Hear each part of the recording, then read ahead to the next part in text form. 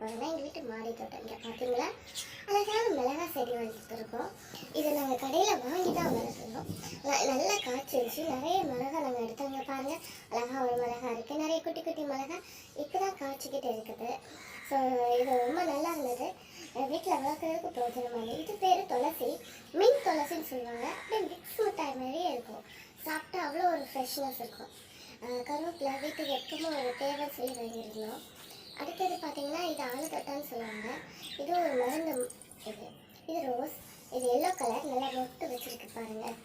இப்போ இதுவும் ரோஸ் தான். இது வந்து ஒரு ஃபேண்டா கலரு மொட்டு வச்சுருக்கு. இது நிலவேம்புன்னு சொல்லுவாங்க. அது பக்கத்தில் இருக்கிறது புதினா. இது துளசி.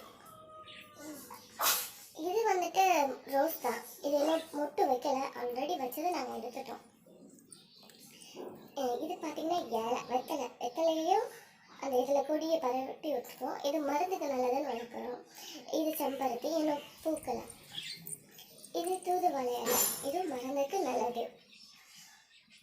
இதுவும் ஒரு ரோஸ் தான். இது பிங்க் கலரில் இருக்கும். இன்னும் பூக்களை. அது கனகாமரம் பூ நிறைய பூத்துருக்கு. அங்கே பார்த்தீங்கன்னா மெயினான செடி. அதில் என்னெல்லாம் போட்டிருக்கோன்னா புதினா, இது வந்து கீரை, அதுக்கப்புறம் கீழே பார்த்தீங்கன்னா கொத்தமல்லிலாம் நிறைய போட்டு முளைச்சிருக்கு.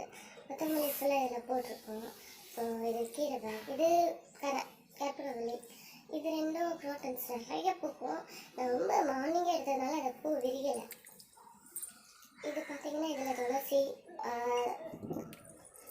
இது வந்து தண்ணி பழம். இது பார்த்தீங்கன்னா காய்ச்சி கிடக்குது. அது வந்து நல்லா நிறைய காய்ச்சி இருந்துச்சு, எல்லாம் விட்டு போச்சு. இது மல்லி. இந்த மல்லியில் அங்கே பாருங்கள் அழகாக பூத்துருக்கு. நிறைய பூத்துச்சு. இப்போ சீசன் கம்மினால கொஞ்சம் கொஞ்சமாக தான் பூக்குது. அங்கே நான் மட்டும் 1-2 மட்டும் வச்சுருக்கேன்.